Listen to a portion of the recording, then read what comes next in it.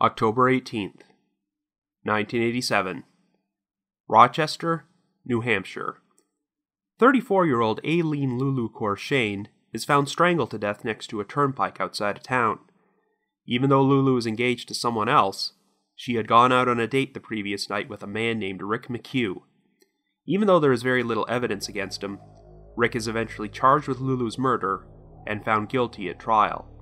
However, after allegations of jury misconduct caused the conviction to be overturned, Rick receives a new trial and is acquitted in 1993. Even though compelling evidence seems to point towards the brother of Lulu's fiancée, no one else is ever charged with her murder. After that, the trail went cold.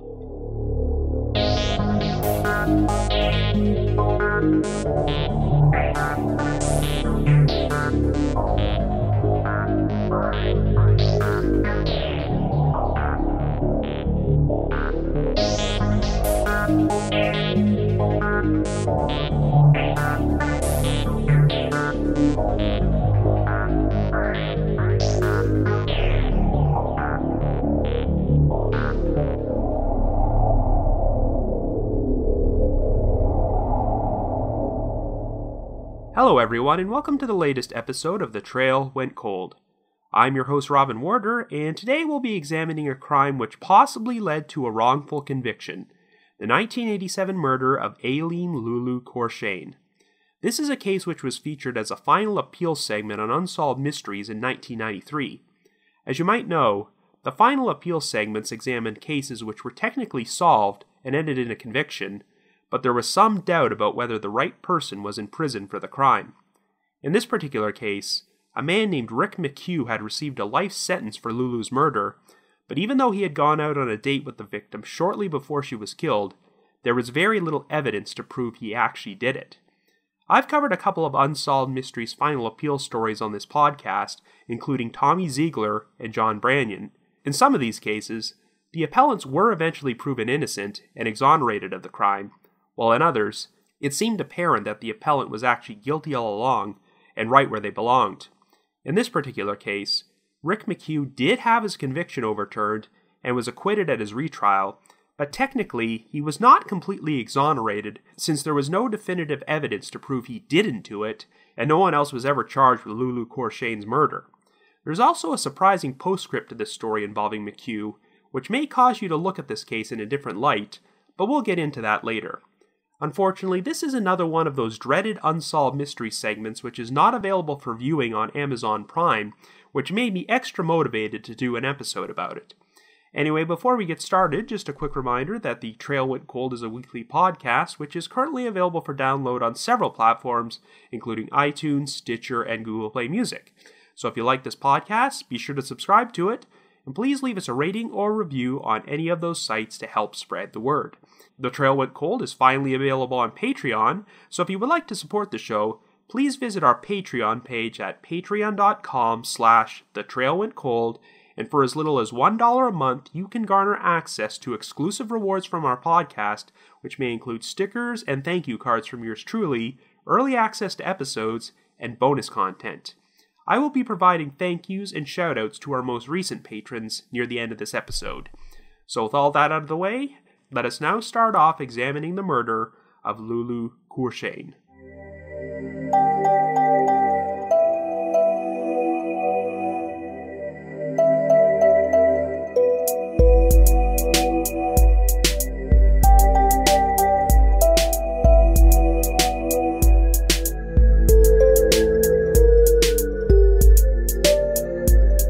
Our story begins in the town of Rochester, New Hampshire in 1987. Our central figure is 34-year-old Alene Courchesne, who is more commonly known by her nickname, Lulu. At around 4:45 p.m. on the afternoon of October 18th, Lulu's body was discovered face down in a mud puddle by a wooded area located just outside of town next to the Spalding Turnpike. She had been strangled to death and had a large gash over her right eye, along with numerous contusions to her head and neck, which were likely caused by a fist. There were tire tracks near her body which ran to and from the highway, as well as one full and one partial footprint. Lulu was a divorcee with 3 daughters and engaged to a man named Darren Healy, even though he was currently serving a sentence in jail at that time. But in spite of her engagement, it would turn out that Lulu had gone out on a date with another man the night before she was found dead. The man in question was a 24-year-old contractor named Rick McCue, who originally hailed from Lowell, Massachusetts, and had only moved to Rochester 3 weeks earlier. He was presently living in an apartment belonging to his cousin, who also happened to be his boss. 3 days after the murder, Rick was brought in for questioning by police. He told them that he originally met Lulu when he went to purchase items at the convenience store she worked at on October 16th. The two of them struck up a conversation and became flirtatious. Even though Rick claimed that he did notice there was an engagement ring on Lulu's finger, he still decided to ask her out for a drink after her shift ended. He returned to pick her up from the store shortly after midnight on October 17th, and after going out for drinks and hanging out at Lulu's apartment for a while, they agreed to go out on a second date together. That evening, Rick showed up at Lulu's apartment to pick her up and waited in the living room while Lulu finished getting ready. It was here that another man suddenly came walking into the apartment without knocking and introduced himself to Rick as Russell Healy. He then asked Rick if he knew of a good place to buy cocaine, and when Rick suggested a place, Russell left. Shortly thereafter, the phone rang, and when Lulu answered it, she motioned for Rick to be quiet and took the phone into the bathroom. Russell soon returned to the apartment to ask Lulu if he could borrow some money. Lulu then came out and handed the phone to Russell and said, "It's your brother." Yes, believe it or not, the man on the phone was Lulu's fiancé, Darren Healy, calling from jail, and Russell happened to be his brother. Needless to say, it was quite an awkward experience for Rick, but when Russell spoke to Darren, he told his brother there was no one else there before hanging up. Russell remained cordial and left after Lulu gave him some money. Rick and Lulu then left for their date and would spend the next several hours drinking, shooting pool, and hanging out together at 2 different bars. At around 2 a.m., they returned to Rick's apartment. At the time, 2 of Rick's friends, Cheryl and Marty McGuire, were visiting and sleeping together in the master bedroom. According to Rick, he and Lulu decided to go into a spare bedroom which belonged to his cousin's child in order to have sex. When they finished, Rick took Lulu back to her apartment and dropped her off. He claimed he didn't notice anything unusual and quickly returned to his own apartment before he went to sleep. That night, Rick drove a red 1977 Ford pickup truck which belonged to his cousin. While Rick was questioned, police confiscated the pickup truck to search for evidence, but found no trace of blood inside. They took a dirt sample from the murder scene and sent it to the FBI lab in order to compare it to soil samples found on the floor and body of Rick's truck, but the results came back negative. However, wheelbase measurements were performed on the truck to see if they matched the tire tracks near Lulu's body, and investigators believe they were consistent with each other. They also examined the boots Rick wore on the night he went out with Lulu, and found them to be consistent with the boot prints found at the murder scene. There was also what appeared to be an antifreeze stain near the scene, and Rick's truck was known for leaking antifreeze. Rick's friends, Cheryl and Marty McGuire, were interviewed, and would confirm being awakened in the middle of the night by the sounds of Rick and Lulu entering the apartment and fooling around in another room. Cheryl claimed she heard Lulu say, "Slow down," before Rick said, "Get dressed, I'll take you home." Rick and Lulu soon left, and now that she was awake, Cheryl went to phone the all-night donut shop she worked at to let them know she wasn't feeling well and would be calling in sick for her shift later that day. Because Rick's truck had a very loud muffler, Cheryl said she could hear him driving away outside and that he returned to the apartment around 15 minutes later. Cheryl also claimed that when Rick woke up later that morning, he was still wearing the same clothes as the night before, and she did not notice any signs of blood or dirt on them.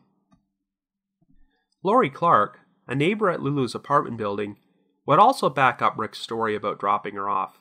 She was still awake at the time, and once again, she heard Rick's pickup truck arriving because of its very loud muffler. Clark claimed that she looked out her window and saw Lulu climbing out of the truck, before returning back because she'd forgotten her purse, and then walking towards the apartment building before Rick drove off. Shortly thereafter, Clark then said she could hear Lulu stumbling outside in the apartment hallway, likely because she was intoxicated, followed by what sounded like a big bang. However, Clark didn't think anything of it and went to sleep. However, even though this seemed to point away from Rick being the perpetrator, the police refused to eliminate him as a suspect, and 6 months after the crime took place, he would be charged with Lulu Courchesne's murder. At trial, the prosecution's theory would be that Rick had become enraged when Lulu rejected his sexual advances. After they left his apartment, he strangled Lulu to death in his pickup truck before dumping her body near the Spalding Turnpike outside of town. Even though Rick always maintained that he and Lulu had consensual sex together, the prosecution put heavy emphasis on the fact that Cheryl McGuire had overheard Lulu say the words, "slow down," before Rick told her to get dressed. When Rick woke up later that morning, he told Cheryl that he wouldn't be seeing Lulu anymore, and prosecutors took that as an acknowledgement that Rick knew she was dead. However, Rick and Cheryl both claimed that their words were being twisted around and misinterpreted. Another key piece of evidence which led to Rick's arrest was an eyewitness who claimed he'd been driving on the Spalding Turnpike at around 2:30 a.m. on the night of the murder and saw a dark pickup truck parked near the spot Lulu's body was eventually found. But he couldn't positively identify it as Rick's truck. And since the truck was used for construction work, there were ladders attached to the roof at that time, yet the witness could not recall seeing any ladders on the truck he saw. The biggest issue was that Cheryl had seen Rick's truck driving away from their apartment building while calling her place of employment, and phone records showed that the call took place at 2:42 a.m., around 10 minutes after the witness allegedly saw the truck by the turnpike. The defense also maintained that it was physically impossible for Rick to have committed the crime during a very small window of time, as Cheryl testified that Rick was only gone from the apartment for approximately 15 minutes before he returned. The amount of time it took to drive from the apartment building to the location where Lulu's body was found was 4 minutes, so Rick could have theoretically driven there and back within the limited time frame. However, during the original autopsy report, the medical examiner estimated that it would have taken 3 or 4 minutes to strangle Lulu to death. Lulu's apartment building was located 1.8 miles from Rick's apartment, and also would have taken around 4 minutes to drive there. The timeline did support Rick's version of events, but due to health reasons, Lori Clark was not called upon to testify that she saw Rick drop Lulu off, so the jury did not hear that part of the story. After Rick was charged with the murder, his defense team were surprised to learn that blood spatters had been found on the wall of the hallway outside Lulu's apartment, but were never tested. Since the blood spatter was still there months later, the defense hired an expert to test it.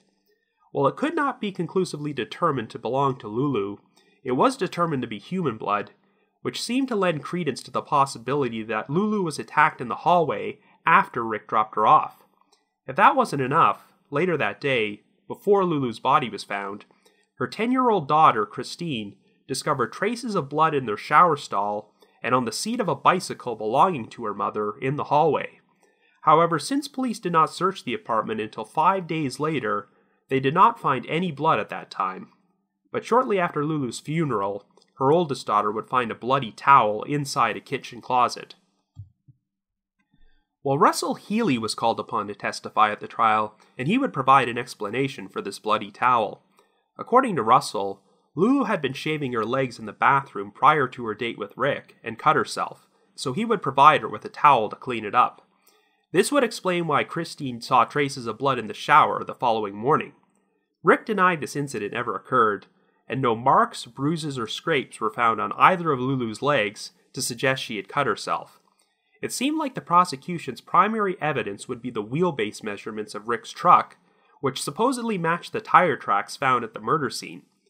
However, the defense countered with the testimony of a former chief of design from Firestone Tires, who did not believe they were a match, and ruled out a 1977 Ford pickup truck as being the source of the tire tracks. The wheelbase measurements found at the scene were apparently 9 feet 6 inches, whereas the measurements on the truck were 11 feet 5 inches. He also believed there were enough inconsistencies between Rick's boot and the footprints found at the scene to suggest they were not a match. But in spite of these inconsistencies, the jury still seemed to believe that Rick McCue was the perpetrator. On December 8, 1988, after deliberating for 2 days, they found him guilty of murder, and he was sentenced to life in prison without parole. The defense appealed the conviction, but it was affirmed by the Supreme Court of New Hampshire in April of 1991.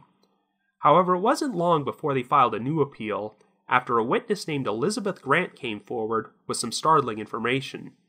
According to Grant, a few weeks after Lulu's murder, she was discussing the crime with Russell Healy when he suddenly said, quote, "Well, I'm $200 or $300 or $400 in the hole with her. I don't have to worry about that anymore because I took care of her." End quote. Grant claimed that she went to the police with this information before Rick was charged with the murder, but they pretty much ignored her, though the officer she named would maintain that this meeting never even took place. At Rick's trial, the defense's strategy had been to shift the focus to Russell as an alternate suspect. Russell claimed that after leaving Lulu's apartment following his encounter with Rick, he went back home for the rest of the night. However, a neighbor stated that she saw Russell leaving the building at around 1:30 a.m.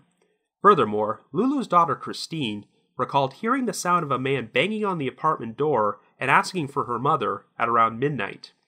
While Christine never answered the door, she looked outside the window and saw Russell Healy's truck parked outside. Christine also recalled being woken up at around 6 a.m. when she heard the shower running and someone making a loud bang on the shower walls, along with a man saying what sounded like the words, "Where's my pants?" Christine thought the voice might be Russell Healy's, and shortly thereafter, she saw a man who looked like Russell pass by the door to her bedroom. Christine was called upon to share her story at trial, but it did not seem to sway the jury. In addition, the wheelbase measurement of Russell's truck was 9 feet 10 inches, which, while not an exact match to the 9 feet 6-inch measurement taken from the tire tracks, was much closer than the 11 feet 5-inch measurement from Rick's truck. Brenda Jacques, another resident from Lulu's apartment building, had also testified that weeks before the murder, she overheard a loud argument between Russell and Lulu, where he threatened to kill her if she called the police to inform on him about something. When Elizabeth Grant came forward with her story about Russell's alleged confession, the defense filed for another motion for a new trial, claiming that Grant's statement had been unfairly withheld from them during the original trial. By this point, Russell was suffering from ALS, more commonly known as Lou Gehrig's disease, and he would pass away on November 5, 1991. A few days before his death, Russell's wife claimed that she flat out asked him if he was responsible for Lulu's murder and wanted to clear his conscience, but Russell continued to maintain his innocence. Anyway, the defense soon wound up filing an additional motion for a new trial after another surprise development. Tom Magruder, one of the original jurors, came forward after being plagued with doubts that they might have reached the wrong verdict. Magruder claimed that during deliberations, one of the other jurors decided to test the veracity of the wheelbase measurement evidence by going out into the field and performing his own independent experiment with his truck, which you're not supposed to do if you're serving on a jury.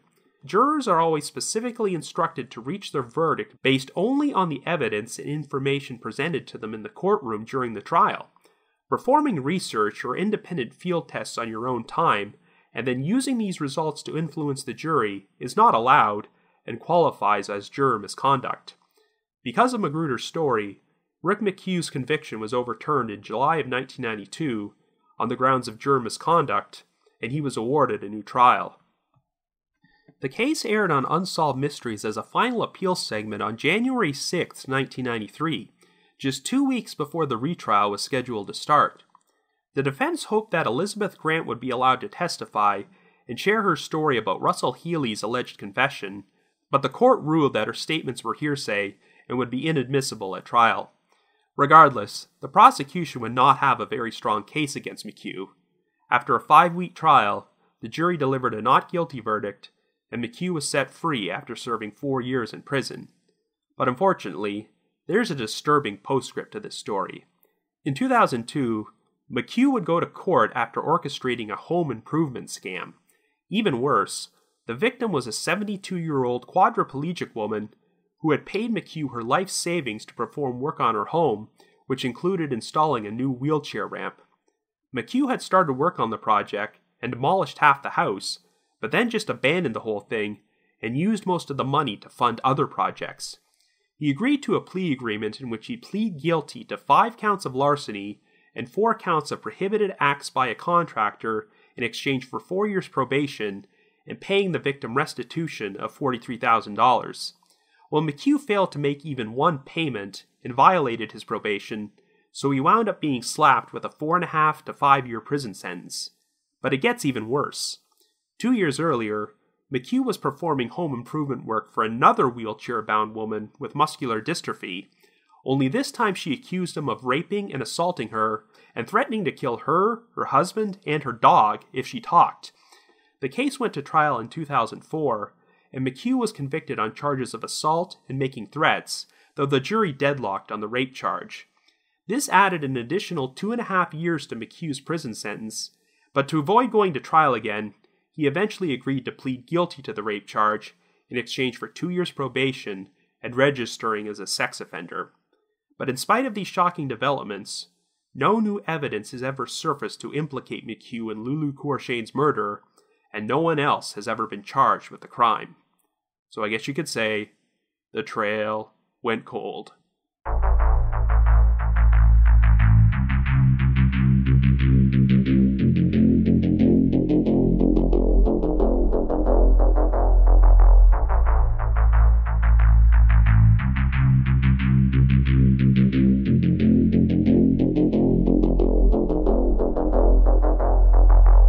Now, I've gone through a flurry of different emotions regarding this case. My first reaction upon seeing the Unsolved Mystery segment is that Rick McCue had to be innocent, as the evidence against him was non-existent, and there just wasn't enough time for him to commit this crime. But when I learned that McCue went on to sexually assault a woman in a wheelchair, and was also the type of guy who would scam elderly, quadriplegic women of their life savings, I started looking at him in a much different light. The prosecution's theory was that Rick murdered Lulu because he was enraged about her resisting his sexual advances. Even though Rick always maintained that the sex he had with Lulu was consensual, his later actions made me wonder if perhaps he snapped and killed her in the heat of the moment. After all, just because Rick was acquitted at his retrial does not necessarily mean he was innocent. But after doing further research beyond the Unsolved Mystery segment, and going through some of the original court documents, I can honestly say that this is one of the weakest murder cases I've ever seen end in a conviction. Sometimes in wrongful conviction cases, I can see why a jury might have decided to vote guilty. Maybe there was a false confession by the defendant, or mistaken eyewitness testimony, or evidence which later turned out to be faulty. But man, with this case, there's really just nothing there. It's weird because technically I can't say there was any misconduct on behalf of the prosecution. I know the police withheld Elizabeth Grant's statement about Russell Healy's alleged confession, but given that it was deemed to be inadmissible hearsay at the retrial, I'm not sure it would have made much difference. No, the prosecution just went to trial with an incredibly weak case which left a ton of room for reasonable doubt, but the jury just didn't see it that way and voted to convict. Now, given what we know about Rick McCue, I'm not going to deny that he's a scumbag. Some people who are wrongfully convicted decide to help others and do good once they're out of prison, but McCue went on to assault and scam women in wheelchairs. It's really heartbreaking to think that there are some people whose lives would have been better if McCue had remained incarcerated for a crime he didn't commit, because that's not how the justice system is supposed to work. This is almost like a reverse Stephen Avery making a murderer situation, where instead of being wrongfully convicted of rape and committing murder after he was released from prison, McCue did the exact opposite. I mean, it sounds like Rick wasn't exactly a saint before the murder either, because even though he knew Lulu was engaged to another man, he still decided to go out on a date and have sex with her. I don't know about you, but if I showed up for a date with a woman whose fiancé was in jail, and the guy's brother showed up, and the fiancé then spoke to him on the phone from jail, I'd probably be inclined to hightail it out of there. All that being said, even if McCue was capable of doing bad things, that does not necessarily mean he's a murderer. So let's dissect the so-called evidence which was used to convict McCue. It sounds like he was charged mainly because he was the last person seen with Lulu when she was still alive, so it was pretty reasonable to zero in on him as a suspect. But even though there was a lot of evidence supporting his innocence, it sounds like the jury was mostly swayed by the evidence involving the wheelbase measurements, even though a defense expert had testified that he did not believe that they matched the tire tracks found at the murder scene. I'm glad that Tom Magruder was willing to come forward and admit he made a mistake, and helped get McCue a new trial after revealing the ridiculous field experiment the juror performed with his truck. It's funny because the whole thing makes me think of 12 Angry Men. Even though it's one of the most beloved courtroom films of all time, Legal experts love to poke fun at how many instances of juror misconduct there are which could have caused a mistrial. In particular, there's the scene where Henry Fonda's character pulls out a switchblade in the jury room that he went out and bought on his own time so he could plant the seed in the other jurors' minds that the knife the defendant owned might not have been the murder weapon. It looks cool and very dramatic in a movie, but you aren't supposed to do that in real life, and that's exactly what the juror in this case did when he performed his own independent field test. So as far as I'm concerned, the evidence about the wheelbase measurements was so shaky that it should not have compelled the jury to vote guilty. But I think another major reason the jury thought Rick committed the crime is because some sentences were grossly misinterpreted, such as when Cheryl Maguire overheard Lulu saying, "slow down," and Rick saying, "get dressed," which planted the seed that she turned down his sexual advances. And it's an incredible stretch to think that Rick's statement that morning about how he wasn't going to see Lulu anymore could be interpreted as, "I killed her." We also had the witness who testified that he saw a pickup truck parked by the turnpike near the murder scene. He saw it at around 2:30 a.m., but Cheryl Maguire claims she saw Rick's truck driving away from his apartment later than that, and her testimony has more credibility because she was on the phone at that time, and the records clearly showed that the call was made at 2:42 a.m. Assuming the witness didn't get the time wrong, I have to think that the truck he saw had nothing to do with the crime. I guess the fact that the antifreeze was found at the murder scene, and Rick's truck was known for leaking antifreeze, is kind of interesting, but that's hardly strong enough evidence to convict someone. Especially when you take into account that there was no blood or physical evidence inside the truck to suggest foul play. Now, it's been established that Rick was gone from his apartment for about 15 minutes after he left with Lulu. It was about a 4-minute drive each way from the apartment building to the murder scene, so if he moved fast enough, theoretically, Rick could have murdered Lulu, driven to that location, dumped her body, and then driven back to his apartment within the 15-minute time frame. But the problem is that there is ample evidence to suggest that Lulu was taken back to her own apartment building and killed there, and that drive is an additional 4 minutes. It just seems physically impossible for Rick to drive to Lulu's apartment, kill her, drive to the turnpike to dump her body, and then drive back to his apartment within 15 minutes. Not to mention that her cause of death was strangulation, which is not quick, and the coroner estimated that it took a minimum of 3 to 4 minutes for her to die. I've never been able to find out the exact reason why Lori Clark, Lulu's neighbor at her building, didn't testify at the trial, only that it was for health reasons. But if she had testified, then I don't see how the prosecution's case could have held together. Clark was able to verify that Rick actually dropped Lulu off and drove away. Furthermore, she also recalled hearing a loud banging noise shortly after Lulu walked inside the building. There were blood spatters found in the apartment hallway, so this means that Lulu could have been attacked out there immediately after she arrived. And if that's the case, then there's no way Rick could be the killer because he'd already driven away. When you couple in the alleged discovery of the blood in the shower stall and on the bicycle seat in the hallway, along with the discovery of the bloody towel, the evidence clearly shows that someone else killed Lulu after Rick was gone.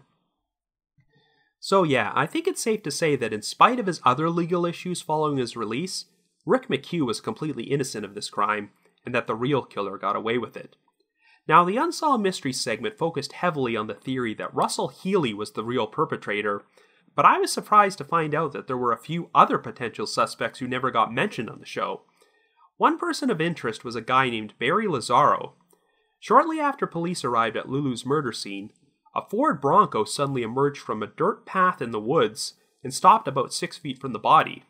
Barry Lazzaro emerged and looked like he was about to approach Lulu's body until an officer at the scene yelled at him not to, so Lazzaro climbed back into his Bronco and drove away. Police quickly caught up with Lazzaro and brought him in for questioning, and he said that he had been eating a Burger King meal inside his Bronco in the parking lot of Rich's department store, which was located 250 yards away on the other side of the dirt path he drove through the woods. Lazzaro said that he needed to go to the bathroom, so he drove down the dirt path into the woods to find a private spot to do so, and inadvertently stumbled upon the murder scene. Well, police found this story bizarre, since Lazzaro was parked near a Burger King, which would have had a bathroom, and saved him the trouble of driving into the woods. He also actually never did relieve himself, Yet when he was brought into the police station and interrogated for the next several hours, he never once asked or attempted to use the bathroom. Interestingly enough, when Rick McCue was questioned, he claimed that when he picked up Lulu at the convenience store on the first night they went out for drinks, he saw Lulu having an argument with a man matching Barry Lazzaro's description, though another witness from the store would say it was not Lazzaro. In spite of the suspicions about him, Lazzaro's girlfriend provided him with an alibi for the night of the murder, claiming that he had been with her since 9 p.m. and spent the entire night at her house. The wheelbase measurements on Lazzaro's Bronco were also quite a bit smaller than the tire tracks found at the scene. Another person who aroused some suspicion was Philip Koenig, the landlord at Lulu's apartment building. Brenda Jacques, the same apartment resident who had testified to overhearing Russell Healy threaten to kill Lulu, shared an odd encounter which took place at around 9 a.m. on October 18th. Koenig allegedly told Jacques that Lulu's body had been found behind Rich's department store, even though her body was not discovered for over 8 more hours. However, Koenig denied that this conversation ever took place. Police also asked Koenig to ensure that Lulu's apartment was kept secured until they could search it, yet the day after the murder, Koenig went inside and removed a gun which belonged to Darren Healy. Now, when you look at motive, no one seemed to have a bigger reason to murder Lulu than Russell Healy, but before we talk about him, let's look at how Lazzaro and Koenig hold up as suspects. The circumstances of how Lazzaro showed up on the radar are pretty weird. You could easily infer that perhaps he got paranoid that he'd left something behind at the murder scene and went back to retrieve it, only to be taken by surprise once he discovered the police were already there. Obviously, his story about driving through the woods to go to the bathroom doesn't make much sense, but otherwise, there really is nothing to tie Lazzaro to this crime. Even though Rick thought he saw Lulu having an argument with Lazzaro at her convenience store, it sounds like it probably wasn't him, and there seems to be no indication that Lazzaro even knew Lulu, let alone had a motive to kill her. So I'm inclined to think that Lazzaro's arrival at the murder scene is just one of those freak occurrences which doesn't have any significance. Now, Philip Koenig, his potential involvement is a bit more interesting. There really isn't much info out there about Koenig, but if he specifically mentioned Lulu's body being found behind Rich's department store hours before this actually happened, then that's really incriminating. In his defense, Koenig claimed he never said this, and while it's a very odd thing to do, I'm not sure if there's much significance to Koenig entering Lulu's apartment to grab Darren Healy's gun, since Darren was still in jail at that time, and a gun was not used in this crime. But on the other hand, it seems likely that blood was cleaned up from Lulu's shower stall before the police inspected it, and who would have a better opportunity to enter an apartment and clean up evidence than the landlord? While I haven't heard of any potential motive Koenig might have had to kill Lulu, he definitely would have had opportunity. I guess it's possible that even if Koenig didn't commit the murder, he might have been involved in the cover-up, but without knowing more information about Koenig or his relationship with Lulu, I can't make any assumptions. When you get right down to it, the most likely suspect is definitely Russell Healy, because it really isn't hard to come up with a potential motive for him. Think about it. The guy walked into Lulu's apartment while she was getting ready to go out on a date with another man, even though she was already engaged to his brother. I can totally see a scenario where Russell confronts Lulu about her date, and things spiral out of control. In fact, if the loud bang Lori Clark heard was the sound of Lulu being attacked, Russell could have been waiting in the hallway for her to return, and punched her the moment she entered the building. This would explain the blood spatters found on the wall, and the contusions on Lulu's face, which seemed to indicate that she had been punched. While I don't think this was ever proven, I could also envision a scenario where Lulu and Russell were conducting an affair of their own while Darren was in jail, and seeing her go out with another man caused Russell to fly into a jealous rage. I think the fact that Russell never said anything on the phone to Darren about Rick indicates that he was always planning to confront Lulu after she returned. Even though Russell claimed he went straight home for the rest of the night after leaving the apartment, Lulu Courchesne said she heard Russell banging on the door at around midnight asking for her mother, and a neighbor saw him leaving the apartment as late as 1:30 a.m. This indicates to me that Russell kept returning to the apartment multiple times throughout the course of the night, anxiously waiting for Lulu to come home. Now, by his own admission, Russell was a heavy cocaine user. Rick claimed that he saw Lulu lend Russell money to buy coke that night, and according to Elizabeth Grant, Russell had stated he was a couple $100 in the hole with Lulu at the time she was killed. And there was the testimony from Brenda Jacques that she overheard Russell threaten to kill Lulu weeks earlier if she contacted the police about something, and it would not surprise me at all if this was related to his drug use. It's possible the reason Russell never told his brother that Lulu was going out on a date with another man is because she was his resource for drug money. Perhaps he was planning to hold this over Lulu's head as blackmail material, so he wouldn't have to pay her back, which led to a confrontation. It's also interesting that it was Russell who provided the cover story to explain away the evidence which should have exonerated Rick. The blood in the shower stall, and the bloody towel in the closet, seems to point to someone else being the killer because the prosecution's tight timeline does not allow an opportunity for Rick to enter Lulu's apartment. But it was Russell who presented the incredibly far-fetched story that Lulu cut her leg while shaving it, and used the towel to clean up the blood, even though there were no cuts found on her legs. We also have Christine's account of hearing the shower running in her apartment at 6 a.m., and seeing a man pass by her bedroom door whom she thought was Russell. I mean, I know Christine was only 10 years old, and eyewitness testimony from children that age might not be 100% reliable, but I just don't know how the jury still could have convicted Rick after hearing that. Why else would Russell be using Lulu's shower at 6 a.m.? If Rick was the killer, then that would mean he returned to his own apartment at around 3 a.m., then went back to Lulu's apartment 3 hours later to shower and clean himself up, before returning to his apartment again to wake up wearing the same clothes he was wearing the night before, which also didn't have any trace of blood on them. Come on! In my opinion, just about all the evidence points to Russell Healy being the killer. I know some people did not believe he was responsible because he continued to maintain his innocence on his deathbed when his wife asked him if he committed the murder, but I wouldn't take that as an indication of anything. I've seen many other cases where a suspect in an unsolved crime committed suicide or died of natural causes, but still refused to admit what they did, even when the evidence overwhelmingly pointed to their guilt. Of course, since he was on death's door, Russell would never have been charged with the crime, but he probably still didn't want to leave behind the stigma that he was a murderer, which might be why he never confessed. If Healy is guilty, I guess the big unanswered question is if someone else might be involved, if not with the actual murder, then with the cover-up. When Christine was awakened by the shower running, she thought she overheard someone saying, "Where's my pants?" or "Hand me my pants." If that was Russell, he could have just been talking to himself, but he also could have been speaking with someone else who was helping him with the cleanup.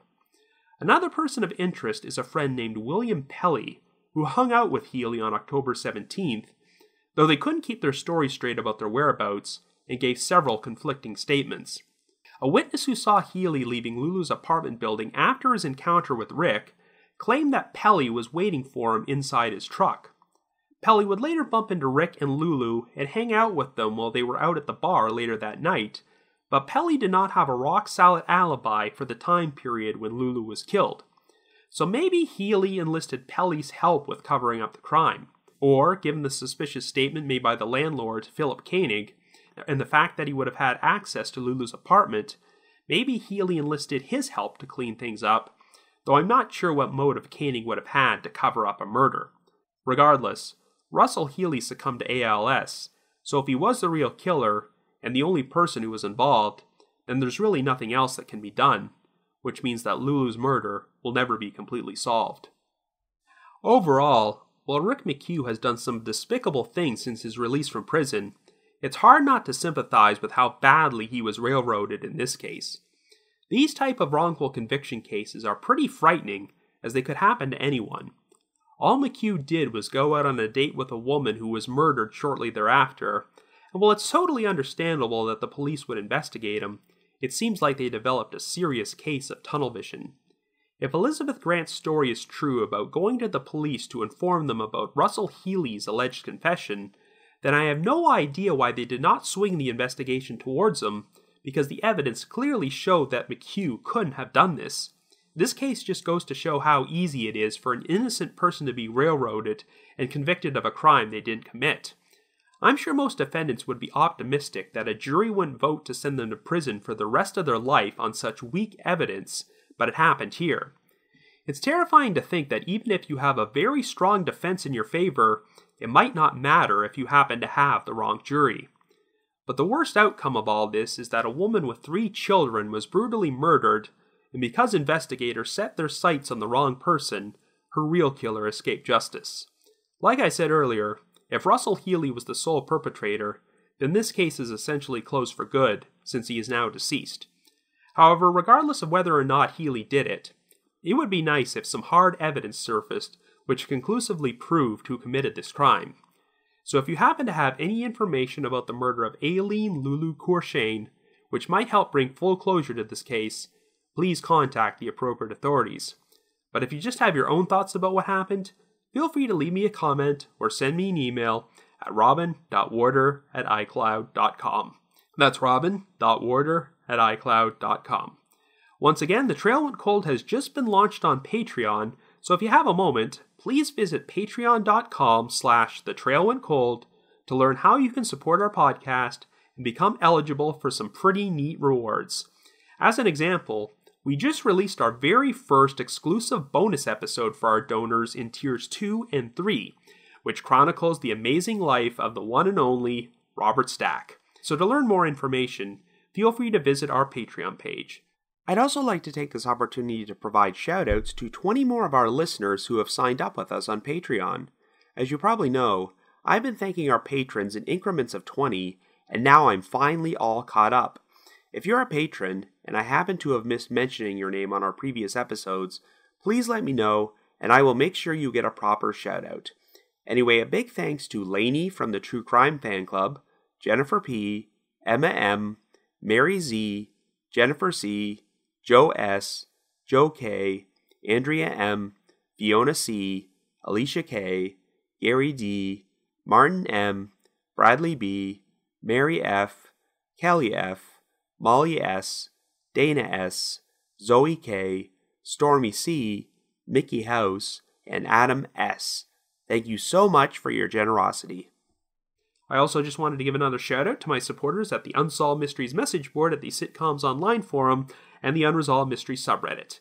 Need to provide my thanks to McGill Foote, who edits and assembles this podcast, and Vince Nitro, who composes our eerie music score. If you haven't already, you can like us on Facebook, follow us on Twitter, or leave us a rating or a review on iTunes, Stitcher, or Google Play Music. And we also have a Facebook discussion group if you would like to discuss these cases or true crime in general with myself and your fellow listeners.